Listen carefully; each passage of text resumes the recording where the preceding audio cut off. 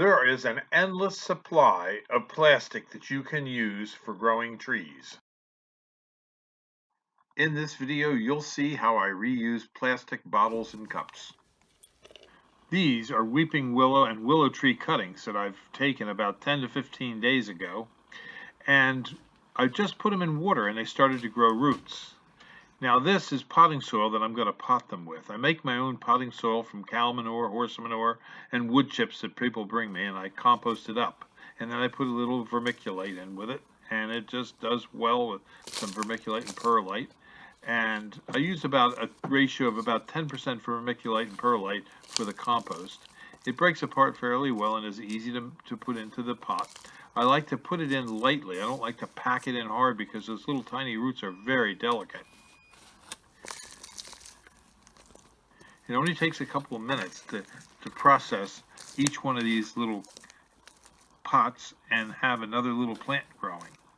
Now you might be wondering, well, how many plants can you really do this way? Well, I make quite a few of them in the winter. And I've been doing this for a couple of years as a little project in the winter when my boss is not in the office. She's home, with the baby grandkids. And while I'm here all alone, I have time to fiddle fart with all these pots that I'm making up. And I will grow approximately 10 to 15,000 of them this way each season.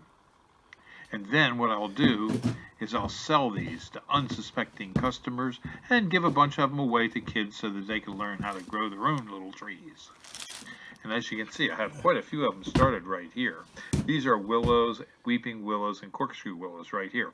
But I grow thousands and thousands of trees just this way. My office is really cluttered and it's hard to get through, and sometimes it's very difficult to manage to walk around in here because of all the potted plants that I'm growing at one time. There are hundreds and hundreds of them, and I like to use recycled plastic. I pick up Manhattan bagel cups at Manhattan Bagel every day. I pick up old soda bottles and I use those. And there's a whole host of different things you can collect and use in making your own trees grow in your office in your spare time. And as you can see, I have hundreds of them to pot up yet for this season. If you have any questions on growing trees, you can stop in at Highland Hill Farm on Route 313 in Fountainville. We grow lots and lots of trees and shrubs here, and we don't mind showing you how we do it because no one person can raise all the trees that are needed on this planet.